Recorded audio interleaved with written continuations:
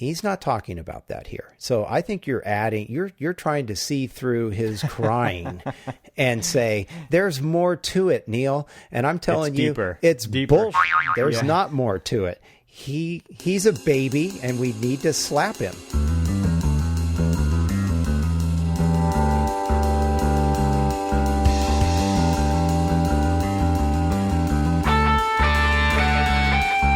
Welcome to the Archispeak podcast. I'm Evan Troxel. Each episode, Neil Pan, Cormac Phelan, and I have a casual conversation about all things architecture, and we invite you to listen in as we talk about everything in the profession, both the good and the bad. Maybe you're considering a career in architecture, you're still in school, or you've been around the blocks of Corbusier's City of Tomorrow more times than you'd like to admit.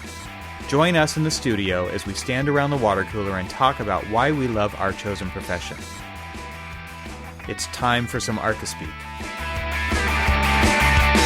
I died in South Africa, all the outline, my body in Tiffany's blue. When I died, I drove right in and swam with the dolphins and Lisa Frank and you. Welcome to episode 39 of the Archispeak podcast. I'm Neil Pan. I'm Evan Troxel. And I'm Cormac Phelan. And before we get to tonight's episode, first off, we got some business to take care of, which I think Evan has. We have a friend of the show this week. Yep, we've got one friend of the show this week, and we got a $5 donation from Q Kim, who is from Palo Alto, California, so another Bay Area listener. So thanks, Q, for your donation to the podcast. And if anybody else would like to get their name read on the show and get our sincere thanks for supporting the show and all the stuff that goes on to make the show happen, we would love it if you would visit archispeakpodcast.com/donate, and you can find out more there. Thanks. Excellent. Thank you very much. Appreciate that. So for this week, this is something that kind of blew up on Twitter recently, and I was first made aware of it by Linda Zaff, a follower of mine and a friend of the show. And then we actually did receive I think mainly because of a dare, a phone call. So somebody actually called our phone line, which, let's see, what is that number? Evan, do you have that? No. Damn, neither do I. You're the phone guy. Yeah. I'm the phone guy. You're right. And that number... It goes directly to your phone, It right? does go directly to my phone, so call anytime. It is 415-484-8496. And so Laura Teagarden actually called the number, and Evan, go ahead and cue that up. Yep, here we go. Hello? Hey guys, Laura Teagarden here. After our hour-plus conversation about the Millennials article yesterday, I realized that the post I made about it on Facebook also gained some interest from fellow Ball State Cap alums and other architecture friends. So to appease the Archispeak powers that be, this is my formal request to discuss this article, both the merits and the sensational generalization. I have my own thoughts, but I'd love to hear yours. And based on yesterday's conversation, I know that Neil and Evan have some editorial comments. Have at it, guys. Excellent. So thank you, Laura, for calling in to the show. And that article was Why the Millennial Architect Won't Be Your CAD Monkey. What a nice way to put it. And just before we get into it, because I was talking to a couple of those future millennial architects today in the office, they would prefer to be called Revit monkeys or BIM bitches. Wow. I heard, yeah. I think Bob has the BIMja thing covered over at Life of an Architect. BIM ninjas. BIM ninjas? Yeah, BIMja. See, I think I also heard it as rendering bitch. Yeah. You know, I have a nicer term. It's graphic secretary. Fair enough. Yeah, I mean, kind of what it is sometimes. So about this article. Well, Evan, I think you had an interesting take on it pre-show. What was your take on this? I want to get Evan to say what his thought might have been first off. Well, okay, so real quick, the article is on Architizer. It's called Why the Millennial Architect Won't Be Your CAD Monkey, which Neil said, but just to refresh, we'll put the link in the show notes. You can get the show notes delivered to your mailbox. Go to archispeakpodcast.com, and on the right side of just about every page, you can sign up to get the show notes delivered. So you can read along with this, and I would recommend reading it before listening, so you can form your own opinions about it. After I read this, my first take, I didn't have the big reaction that a lot of people do. I mean, obviously, this article, I think, is trying to get a big reaction because it is such a negative article. But what if this article was written by somebody who's just completely fed up with interns or millennials who do actually come across this way? And maybe they don't mean to, but I think we've probably all seen it or heard about it or heard from colleagues of ours who have, whiny people working for them who, nothing goes right because nobody's holding their hand enough. But I don't want to say, like, let's just react to this article as if it were true. I mean, this is on the internet, people. I mean, we can't just accept it for what it is. There could be a Daily Show kind of angle being taken here to this thing. I thought everything on the internet was real. Yeah, I know, Well, right? it's real, all right, but I So cowboys don't ride dinosaurs? I just wanted to throw that out there because I don't think we should just accept it at face value, per se. There's a good chance that it isn't, but because I don't know Nathaniel Eck, I don't know if that's a real person. I don't know if that's a pen name. I don't know. If you go to his supposed website, there's just a form there to fill out too. There's no work shown. There's no about page. There's no bio. There's nothing. And I tend to agree with you because, although there are some things in there that, did kind of tick me off on the way that they were presented. It was I kind of felt like, because I do the same thing, that it was presented in kind of a shock value type way to get a rise out of people, to get the discussion started, to have this dialogue, to really I kind of looked at it as a way to take something positive out of it. This is the TMZ version of an architecture article, though, right? I mean, it is sensational.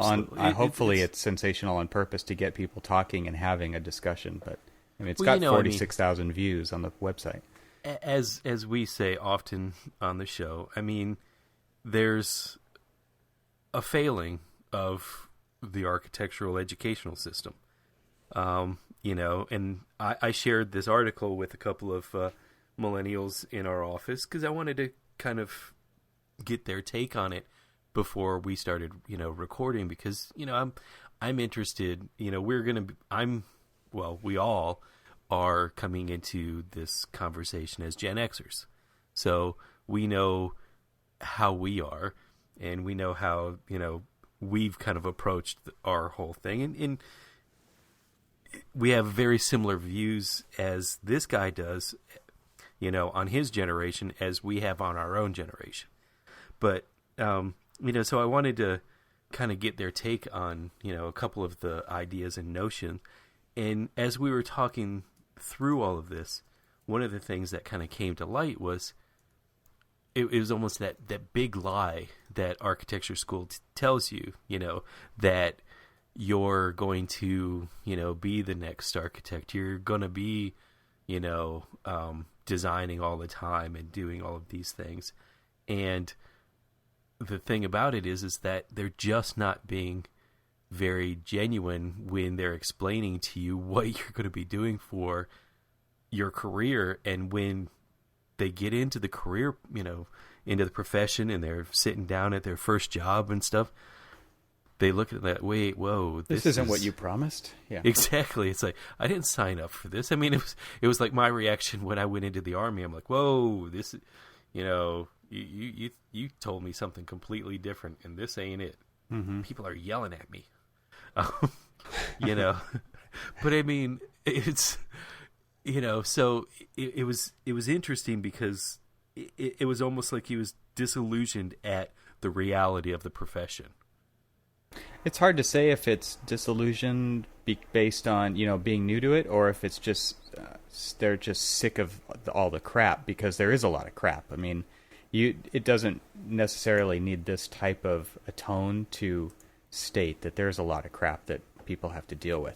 And I find that a lot of people take the approach of, the AIA needs to save us. I've actually seen that comment on several blogs. I think that the last time I saw it was on Mark LePage's blog on Entree Architect, talking about repositioning and stuff like that. One of the comments was, screw the AIA, they need to come save us.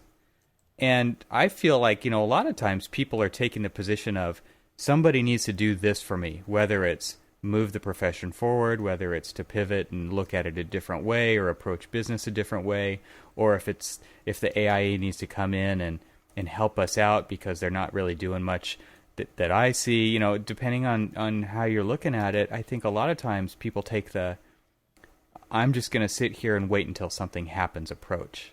And it could just be that they're coming from the aspect of that when in this article, like, I'm sick of all the crap, and hopefully this will get some people to talk about this. But there's ways to be constructive and approach change, or there's the whiny way to say, can we just, somebody else needs to change this for us. Right. And this clearly is the latter, not the former.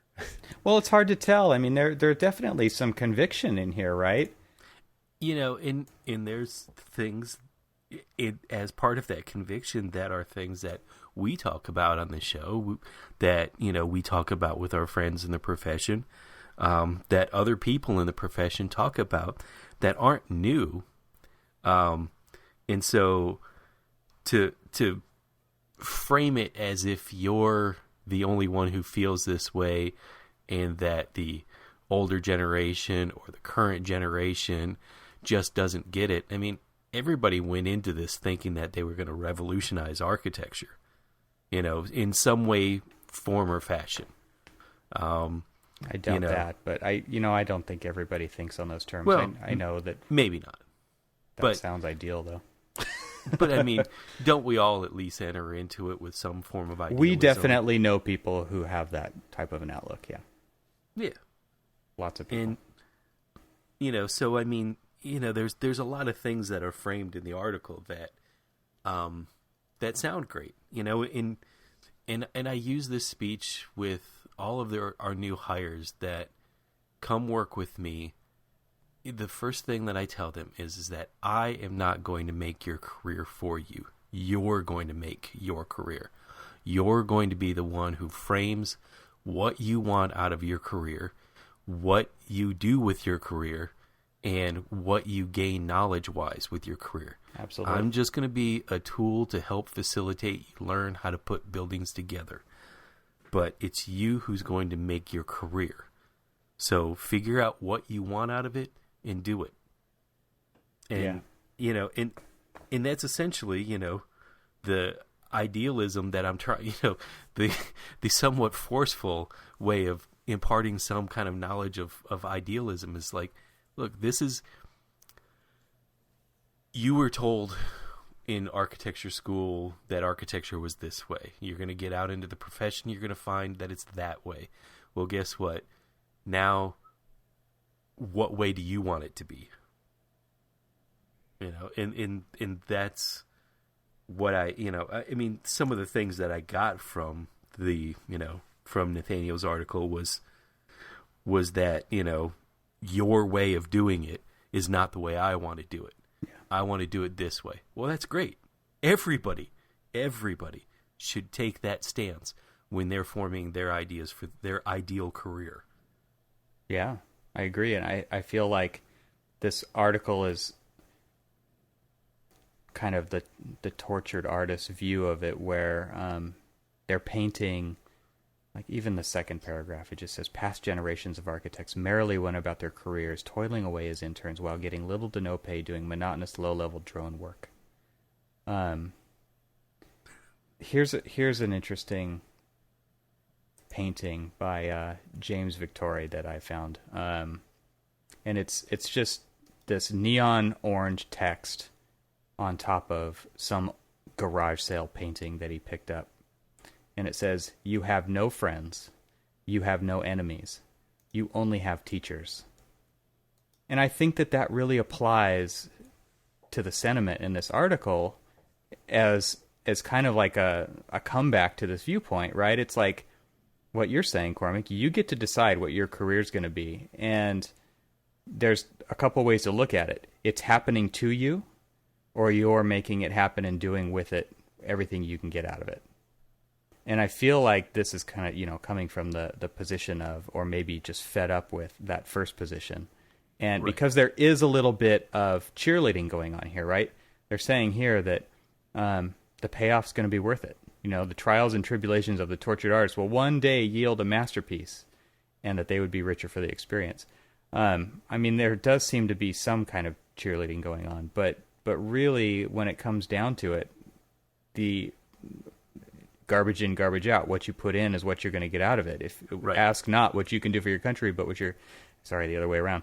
Ask not what your country can do for you, but what you can do for your country. It's all that theme, right? And it's no different in architecture. Well, the thing that, in part, distilling a little bit out of that particular paragraph and then a little bit further down, the one thing that it seemed like he was discounting was that all of the monotony, doing air quotes here, is... This is a radio show. Exactly. That's why I had to say it, because I actually really just did it. Is the monotony is the experience that helps build your knowledge for your career. And whether you think that, and this was part of the discussion that I was having with these guys in our offices, they seem to take, because they actually took somewhat of an offense to the way that this article was written, very much kind of like one of our favorite comments about, and I'm going to go ahead and read this particular this comment from Canis Maximus. I'm a millennial architect, and this is one of the most embarrassing narcissistic piece of garbage I've ever read. Do you have any real experience, Nathaniel? Do you understand the concept of clients, budgets, experience, and teamwork? I challenge you to read this in 10 years. You'll likely be too embarrassed to even open it. And what that basically said, and what the conversation that I had with, these young guys in our office is that they understand and appreciate that the people who paved the way for them forward are what is going to give them the knowledge base to be able to impart change on the profession, to move it in the modern direction, to, help change the path of licensure, and, do all of these things that, people nowadays are blaming us as, well, you just accepted this archaic way of thinking and doing, and so, what you got is what you get, kind of thing, versus, we're not going to accept this old-fashioned, archaic way of doing things. We're gonna, push this forward. Well, you can't push it forward without basic knowledge of where it all came from, how it got to where it is, and strategize how to push it forward. It's, we were talking about the generation of the 30-second soundbite. It's, I get my news in 30 seconds. If it's longer than that, then I don't really pay attention to it. Well, it's sort of the way he's approaching this. Well, if you don't keep my interest, then I'm just going to move on. Well, I can't keep your interest all the time when I'm teaching you how to do details, or I'm teaching you how to do CA, or I'm teaching you how to do this, or I'm teaching you how to do that. But all of this stuff that we're trying to teach you is going to be what you're going to be able to use to change it from where it is now to where you think you really want it to be. You know, one of the things when I first read this that I had issue with, amongst many others, but You sound so calm right now, Neil. This isn't how you reacted. Well, I attempted to give blood today, so I'm almost a pint low. Okay. So maybe that's affecting me. Drink juice and get angry. Yes, my Hulk juice. I don't know. I think your guys' take on this is calming me a little bit, but because I think you're mostly right about it. But there's a few things in here that I kind of have issues with. More than that, but anyway, you know, part of our profession is to actually we have to do things. Okay, we have to commit to designing. We have to negotiate contracts. We have to, as he says, build models or model building, drafting, spec sheets. These are, and details, okay, CA, dealing with, you know, changes in scope, schedule, building officials, plan check comments. None of this is Not glamorous. to mind running the business. Well, and sometimes none of it is glamorous, even design. Sometimes that's just not glamorous work. We've talked in previous shows where, you know, when we talked about inspiration, sometimes you don't have that inspiration that day and you just have to power through it. You have to find it. And, you know, so even design, you know, isn't this great and all powerful, you know, going to tickle his fancy every single day. And I guess what I'm trying to get at is all of these things that go into the architectural profession, building, you know, doing everything that is necessary to build a building, you know, whether it is a simple garage or room addition, all the way up to a skyscraper, you know, or some fancy modern museum or bridge. All of these things have to be done. They're not all glamorous. They take 6 to 8 hours of, as he says, homogeneous low-level work. It's like, yeah, that is the profession you have chosen to enter. And, you know, I have a surprise for you. Every damn profession you enter will require that. It doesn't matter whether it's architecture or if you want to go into, you know, acting or directing in, you know, Hollywood, or heck, if you're just serving food in a restaurant. It's hard work, all of it. Nothing is just, you know, fancy and, you know, I don't know. That's part of what I mostly take most offense to this entire article, is that it just assumes that I can just kind of wander in and out, do whatever I want to do. And, it's the employer's responsibility to make my life exciting and make my work worth it. And I don't have to work. You're there to make them money, yeah. And it's like, well, wait a minute, buddy. No matter what work you do, it's going to be difficult. Now, granted, there are some professions out there where you're going to make more money for those 8 hours.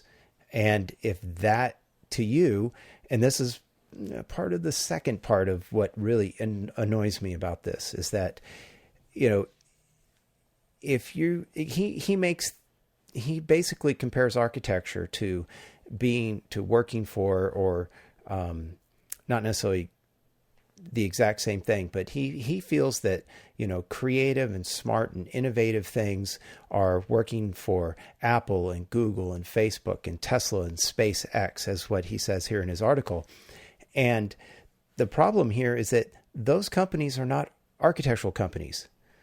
Well, they're a completely different industry. They're product. Now, granted, but he can make the analogy that those might be great companies to work for, that those companies have done great and interesting things that have benefited society. That's a question about Facebook there, but but you can't compare those two. You can't compare the architectural profession to working for those firms. So you may get paid more to go work in the tech industry, but you're not going to get paid like that to work in the architectural profession. But And what even he's if you do forgetting- go to work in the tech industry, those guys work crazy frickin' hours. Oh yeah. And You know, that- so and that was- he's not even thinking about that here. He's like, oh, okay, we're going to get offered drastically higher pay. Okay, fine. We all want drastically higher pay, but we all have clients to deal with. And those clients are not paying 99 cents for a damn app that are being sold on over 250 million iPhones out there. So Well, you know, the economies of scale here are they're completely different. So if you want to go make that money or make yourself feel all excited for your 6 to 8 hours of work, go work for those damn companies. Because obviously after writing something like this, Nathaniel, you'll never get a job working for an architectural firm. So go start your own, be part of what you call the most entrepreneurial generation ever, which, you know, that's, I think maybe every generation thinks they're the most entrepreneurial. Guess what? You're not. Okay. Maybe they are. Hey, Well, Evan, maybe they are. Maybe we'll find out in another several decades from now, but it isn't right now. And Evan, I think his juice kicked in. I don't know. It's just this article. I understand. Well, This It's is a shot. maybe This is not a shot real. across the bow. I mean, to me, you know, just like working in a firm, actions speak louder than words. And he talks about meaningless work, and I've said it before. You know, you can find meaning in every piece of work that you do. You can find Absolutely. design in every job position in the firm, and you might work for someone who's a total jerk. And then that's your prerogative to go find somewhere else to work or to find out what you need to do next to take the next level up in your career. I think it's very interesting that he talks about how these companies like Tom's, Revolution Foods, Warby Parker, and the like, to me, those companies don't give off the air that this article does, right? No. They don't give off the woe is me, and I'm sick and tired, and now I'm gonna get pissed off. What they do is they care about people. And I think what that has in common with architecture is that architecture is for people. And what I don't get from this article is that the author cares about what architecture is really for, which is Right. architecture is for people. And you can find value in lots of different firms if you have to learn how to do architecture. It sounds like Nathaniel doesn't have to learn how to do architecture. He already knows how to do it. But if you got to learn how to do architecture, you can find a firm that cares about what they do. You can go do low-income housing. You can go work for Habitat for Humanity. You can volunteer there. You could partake in open source architecture. There's so many ways that you can contribute to the better part of the things that are being mentioned in this article and actually do it instead of just writing a flashy piece like this. And one of the things, when I was trying to get a word in edgewise, but Sorry, I was on a roll. well, I mean, your juice kicked in, and I really, you know, it was fighting an uphill battle there. But, you know, with all of the examples that he gave of all of these cutting edge, you know, tech companies and things like that, and even the common good companies, that, and I don't want to take anything away from what Evan just said about you can find design and you can find meaning in anything and everything that you do, whether it's what you claim to be the mundane specs or this, that, and the other. If you don't see the meaning behind the interrelation of all of these different aspects in the greater whole of creating a building, then you're not really fully understanding architecture. Yeah, it's totally a big picture thing here, and you're right. You know, I was talking to, I was talking to these guys, and I want to, put in our show notes a link to the YouTube video, Powers of 10, and I bring this up often. And, the thing that I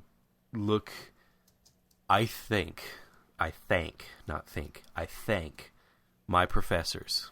And it was my professor, Alan Cook, was the one who showed this to me. Powers of 10 is a great example of what this guy is missing in, kind of like this greater greater being of architecture. It's this micro and macro view of everything and how all of that stuff interrelates to each other. And as simple as that 10-minute video was, what they were trying to say is that everything has a point, a purpose, and meaning. Whether it is just the mundane thing or it is the big picture and all that other stuff, it all interrelates and it all works together. So you may be learning toilet room plans. Well, how are those toilet room plans going to help you become a more socially connected architect? It will.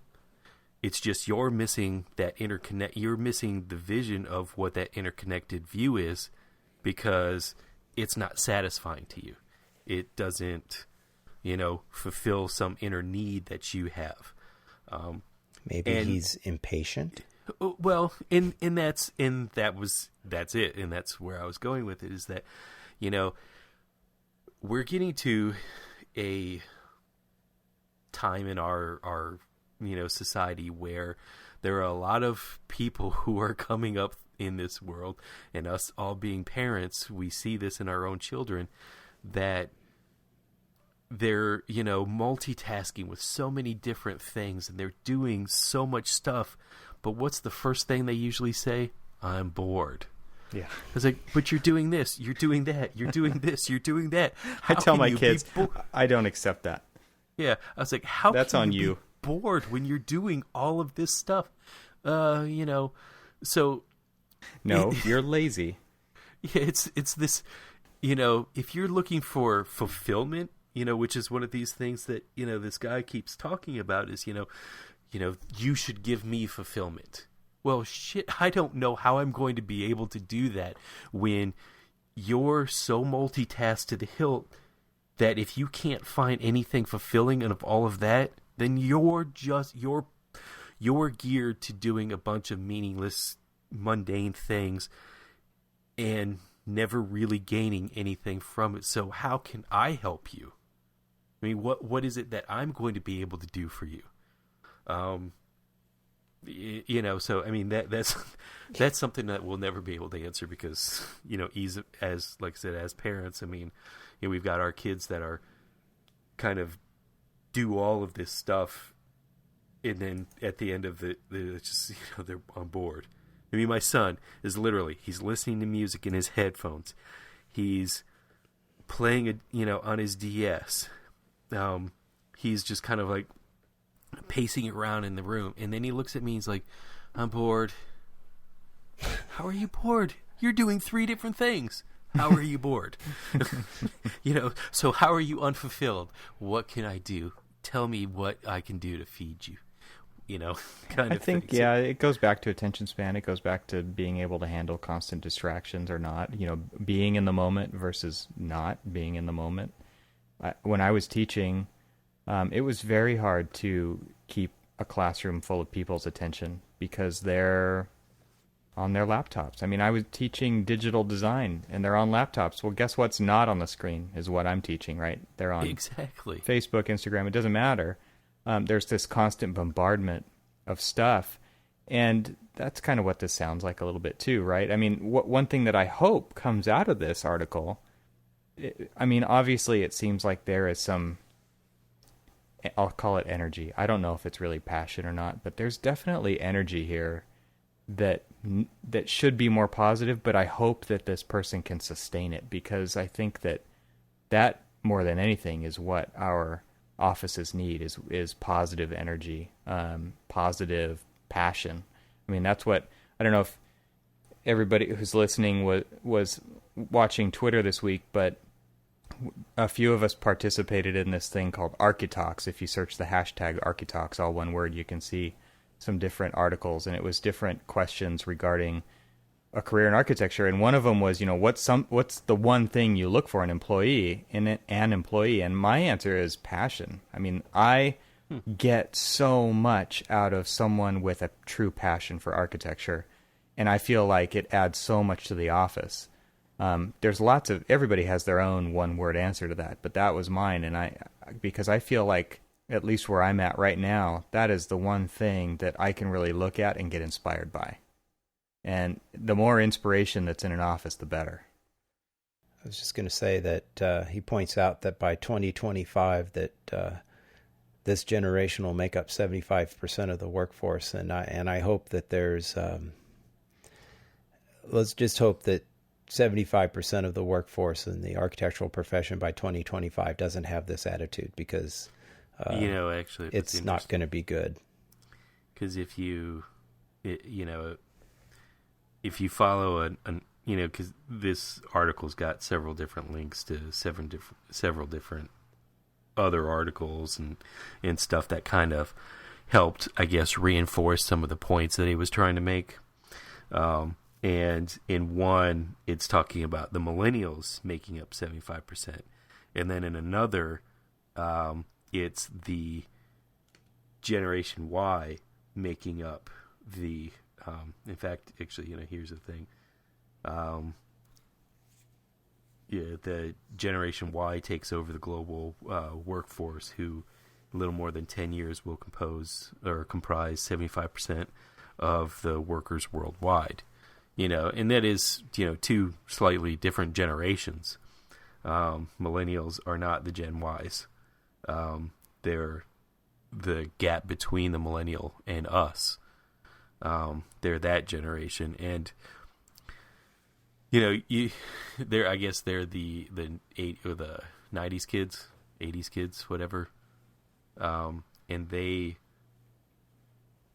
seem to not, they seem to be the ones who are, as I guess, equal culprits to the mundane that this guy is arguing about in our profession.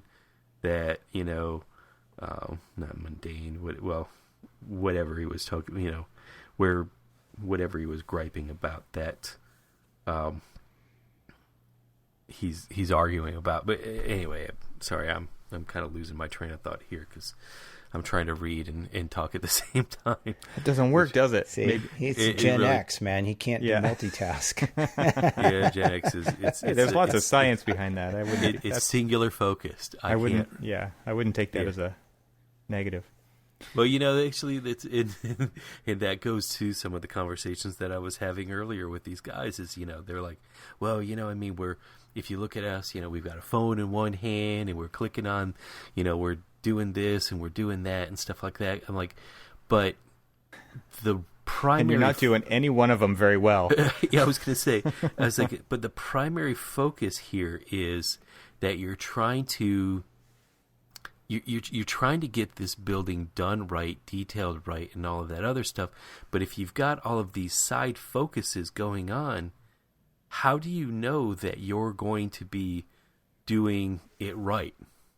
I mean, I've got perfect examples, and unfortunate examples of where millennials were doing modeling in Revit for me, and because at the time, this was the very first Revit project that I was involved with. I was the project manager, did not know Revit, knew CAD, like nobody's business, but did not know Revit. And so I relied a little too much on, kids who were just coming out of college to do all of the modeling and accepting it at face value that it was right. Mm-hmm. It came back to bite me in the ass pretty hard. Yeah, it's when it was to me when it was out in the field, and they drew something that when they dimensioned it, it was a good, anywhere from 1 to 3 feet off of reality. I think you mean 3 foot and 57/64. Yes, it's true.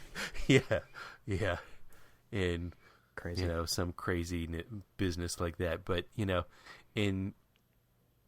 to then turn back around and have to re-detail out and redo things because of some pretty big busts, or kind of fudging things because rather than asking the right way to do things, well, I've got a computer, I can just make my building do what I want it to do. Well, The problem is that these are existing buildings and they're there. Don't change them. They're staying. Yeah. It's what we're doing to them is what's new and different. And, you know, so point being is that, you know, if you're not focused in on the one task at hand, you know, how are you going to do anything right, or how are you going to do anything well enough to do it right? And then not understanding what the consequences are when somebody's like, you know, hey, you know, this thing that you just did just cost the project $100,000 in additional service, you know, additional fees out in the field. Yeah. Yeah. One thing I'd like Nathaniel to answer for us is, what does he consider meaningful work? He talks about it several times through the article, and I'm not really sure what that means to him. You know, he says... Well, I think what he says it is by saying what meaningless work is, if you go down lower in the article, which is, I think, any type of work that a CAD monkey does. All of the mundane tasks, and you know, that apparently all of the things that have to be done in architecture. This is an interesting thing. I mean, maybe as a separate topic for another night, but there's the mundane tasks, the actual drawing, the documentation of the building. I mean, maybe you don't consider yourself the person to do those tasks, but those tasks are still necessary to get to the end, right? So, So who are they for? Who are those tasks for? I mean, there are definitely people who work in our offices who don't aspire to the things that the leaders aspire to, or some, like, that's why I said earlier, Cormac, you know, when you were saying that we all had aspirations to make the profession better. I don't think everybody does. I think a lot of people just go because it's a job. And to me, like, yeah, it's necessary. It's part of the business.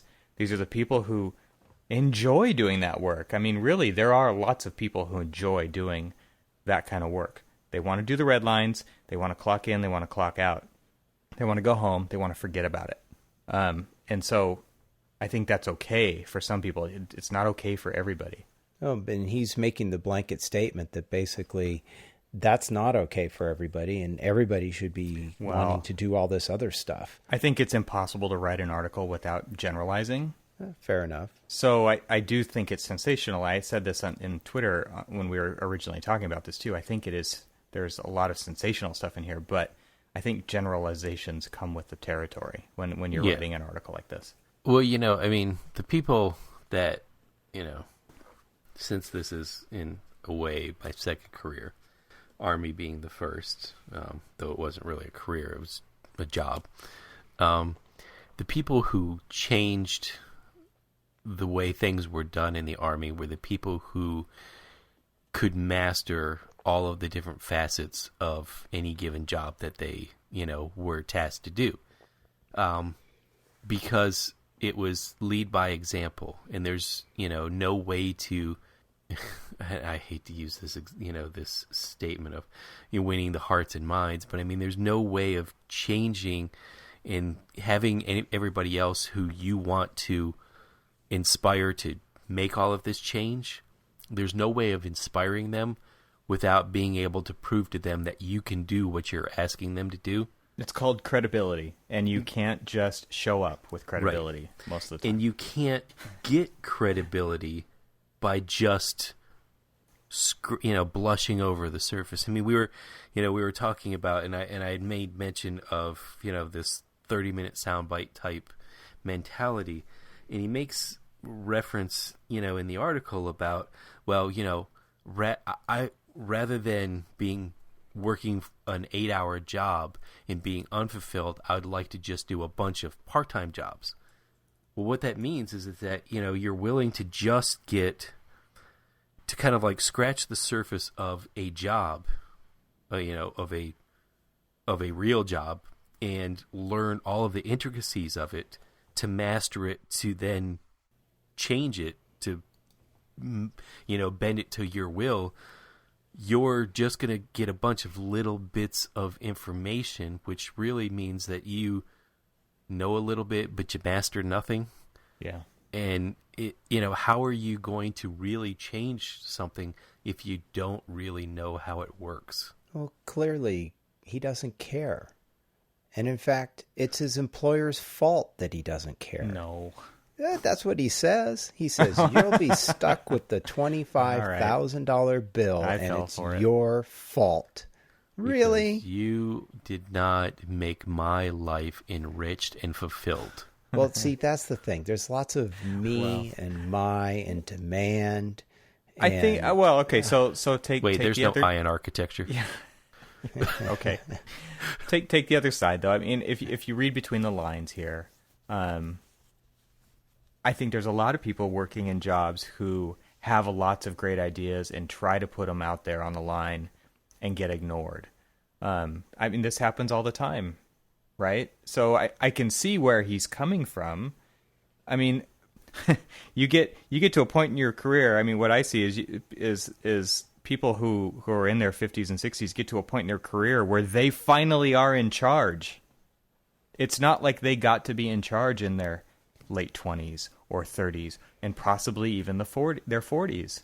They've waited a really long time to take over these firms and work their way up and do the work to get to these points. And then once they get in charge, a millennial is going to walk in and say, I can do this way better, way faster, way cheaper, and I can triple the bottom line. I mean, chances are no. These people have been waiting 30 years to get to this point. Now they get to make some decisions too. You kind of have to look at it from that perspective as well. I don't think they've been waiting, Evan. I think they've been working towards that. Well, that's what I mean. Goal, but it right? takes. They're not waiting at all. I didn't say they were waiting. I said they're working their way up to that point, Sure, and it takes an incredible amount of patience to get there. And Right. and I think that's the key to what he's saying is that one, it's They don't want to wait. They don't want to wait. They don't. Right. They want it now, and unfortunately, that is a byproduct of The me kids generation. kids that have been made. That society's that's something that society created. No child left behind. I mean, we created. Baby boomers created kids that have no patience to wait for anything. When a kid starts screaming, I want this, the only way to shut them up is to give it to them. Well, guess what? That's how they approach the way that they work. Yeah. Is if they don't get it now, they're going to start screaming. And there's either one of two ways, to deal with it. Smack them till they shut up or give it to them. I know that's, but that is not politically correct. It's not. But I mean, what you guys were just saying is that's the thing that kind of rubbed a lot of people, including us. I know Neil. If we take it at face value, yeah. If we take it at face value, that's what rubbed us wrong about this article. I would hope that it is really at face value, just because this is on another website that actually published this, and it's not like it's published on their own blog. This is not Nathaniel's blog. This is Architizer. So hopefully there's some amount of, I don't know, there's got to be something in there that makes this real. Well, so let's at least stop for a second. Unless it's a social experiment. Well, let's stop for a second and let's be a little fair to Nathaniel in some aspects of this, and I kind of touched on it earlier, is that essentially let me be idealistic here. At the root of all of this, he's basically demanding that the profession get better,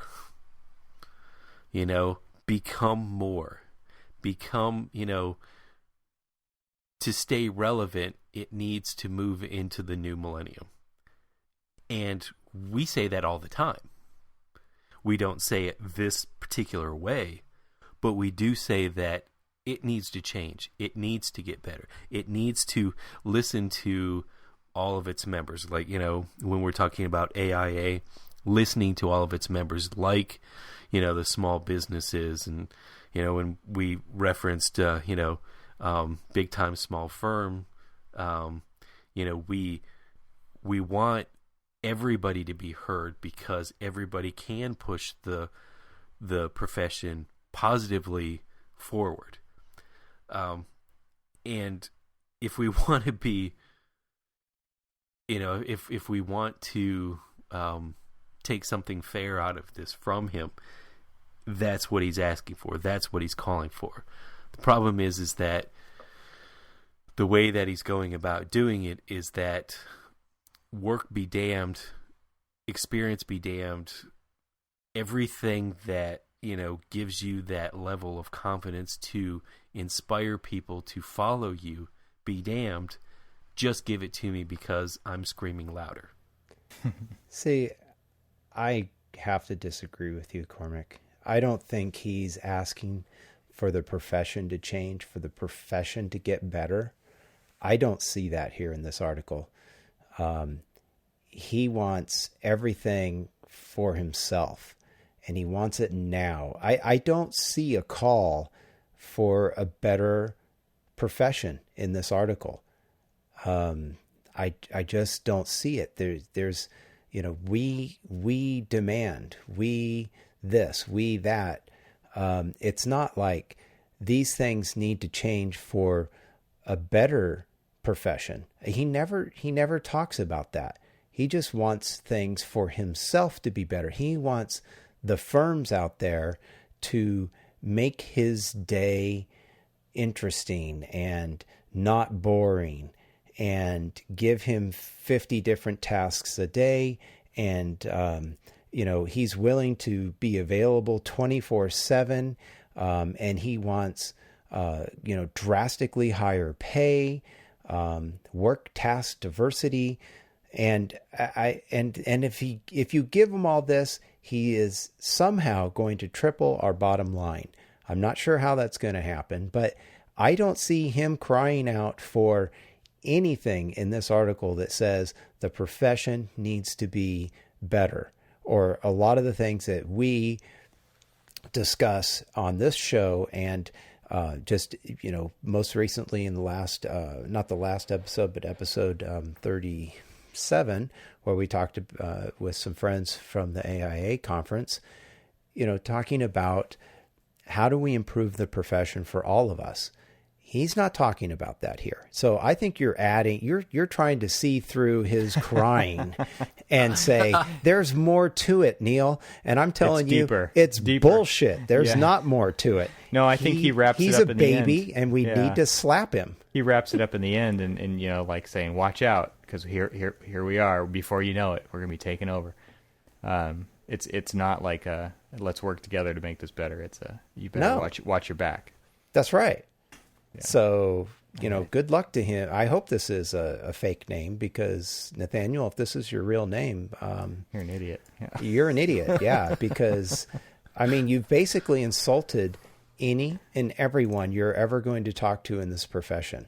You've essentially insulted, the current profession out there. You insulted me as a Gen Xer, and that I basically have been doing nothing but, getting little to no pay for doing monotonous and low-level drone work for my career. Well, thank you very much, Nathaniel. Well, you can add the beep there if you'd like to, Evan, even though I didn't go for it. But I don't see that here, and so I'm not going to let you go there. You can go there, but I'm not going to. I was trying to read into if there was anything positive that could. Oh, you're trying to give him a big sucker so he could be happy, and the baloney. No, he needs to be bent over the knee and slapped on the ass. Okay, baloney, Cormac. That's a completely different show altogether. I think we beat this one to death. Yes, I think we've said the same thing 80 different ways. I think so. But Neil, you are right.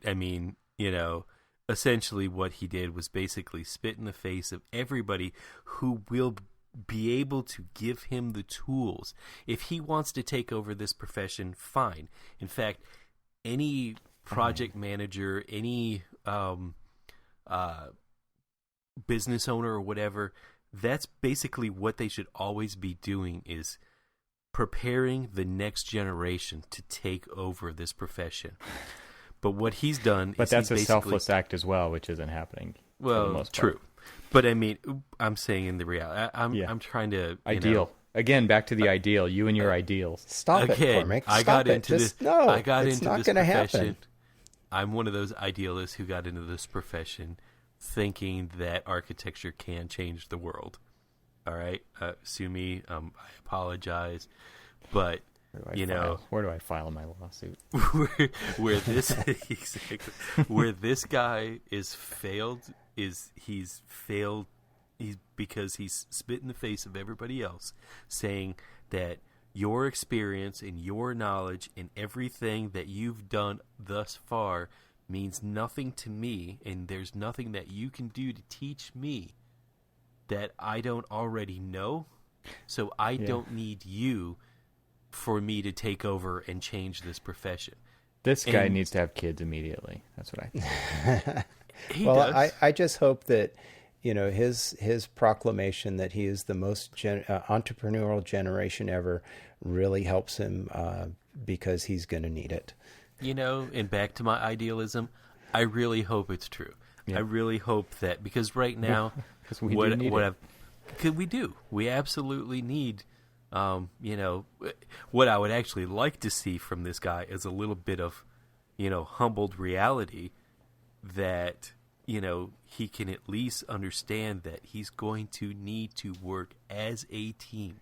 Okay, but Cormac, that humble reality does not get you 49,000 or 46,000 views on this article. So no, those most of those You're right. views are angered views that have the same. Get a load of opinion. this. Yeah. Yeah, it's just like, well, look at this BS. yeah, and or between us, we'll be like, hey, I think we can make a show out of this. It is the water cooler. It is the water cooler talk. Yeah. It is a great water cooler talk, and it's. Here we I'm are. done with this. This is leaving a bad taste in my mouth. I want to be done. Drink more juice. Drink more juice. Well, I think we're done. Yeah. So if you have questions or comments on this, please give our website 46,000 views by going to Archispeakpodcast.com. And if you want to engage with us or call us out on Twitter, you can find our Twitter accounts there. Or if you really want to let loose on us, you can give us a call at Archispeak Podcast hotline at 415-484-8496, or visit the Facebook page where you can feel free to give us your 2 cents on this. So, please visit and let us know what you guys think. Yeah, I know that a lot of people were saying that, they were hoping we could talk about this, and hopefully, I don't know if we had anything to add to the conversation, but I would love to hear what raging infernos are going on out there over this, because there definitely were some people who were pretty upset about it. Well, we have, I would say we probably have some millennial listeners out there. So, chime in. Yeah. Give us Tell what us you how think. wrong we are. Yeah. And the guys that are in school right now that, are looking to be the millennials that changed the profession, let us know how. Let us know how you want to do it. And, but be positive about it, because... Let us know how we can help. Let us know how we can help. Absolutely. You're at least going to have to come to us for the experience to take over the world. There you go. Well, with that, let's leave it at that. Everybody, please stay subscribed, and thanks for listening. Good night. Good night. Night, guys.